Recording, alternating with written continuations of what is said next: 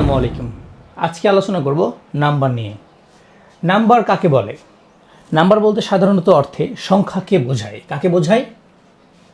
সংখ্যাকে বোঝায়। গ্রামারের ভাষায় যা দ্বারা কোনো গণবাচক নাউন বা প্রোনাউনের একমাত্রিক বা বহুমাত্রিক, এটা মনে রাখবেন, একমাত্রিক বা বহুমাত্রিক অবস্থাকে বোঝানো হয় তাকে নাম্বার বা বচন বলে।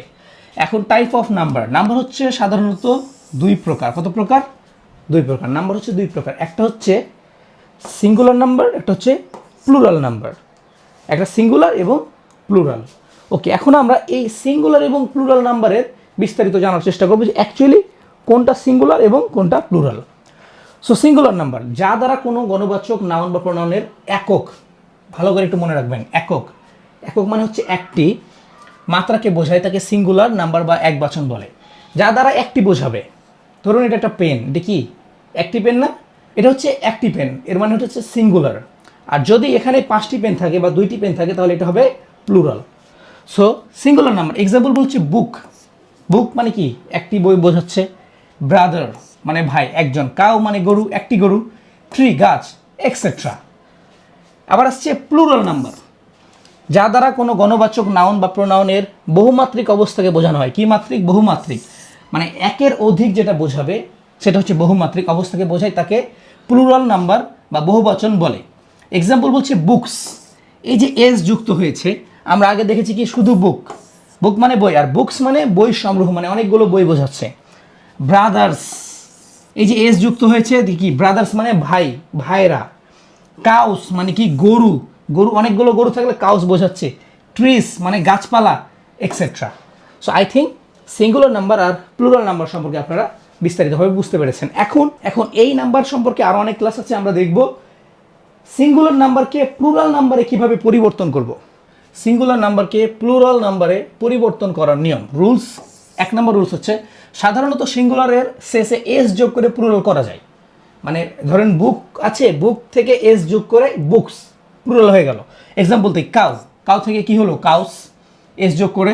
বয় থেকে বয়েস, গার্ল থেকে কি? গার্লস, ক্যাট থেকে ক্যাটস। মানে প্রতিটাতে এস যোগ আছে। কি আছে?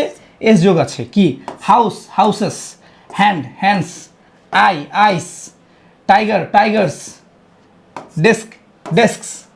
এই যে এস যোগ করে আমরা এখানে বলছে না, সিঙ্গুলারের শেষে এস যোগ করে প্লুরাল বানা যায়। সো আমরা যে কোনো জিনিসের পেন, এটাকে যদি আমরা পেন একটি বা পেন্স এস যোগ করে পেন্স বানাই তাহলে এটা কি? প্লুরাল হয়ে গেল বা বহুবচন হয়ে গেল। ওকে, নেক্সটে 2 নম্বর রুলস। 2 নম্বর রুলসে বলছে সিঙ্গুলার নাম্বারের শেষে S, S S, S H, x, Z থাকলে এবং শেষে সিএইচ এর উচ্চারণ চয়ের মতন হলে ওই সব নাউনের শেষে ইএস যোগ হয়। মানে এর আগে আমরা দেখলাম শুধু এস যোগ হবে, কিন্তু এখানে বলছি কি ইএস যোগ করে প্লুরাল করতে হয়। ওকে, আমরা এখন সিঙ্গুলার ও প্লুরালের মধ্যেকার পার্থক্য দেখব। বাস, এখানে কি হলো? বাসেস। এই যে বাস এবং 2টা ইএস যোগ হয়েছে, এটা কি? ক্লাস। এখানে ক্লাসেস, এই যে ইএস, ইএস যোগ হয়ে ক্লাসেস হয়ে গেছে। ব্রাস, ব্রাসেস।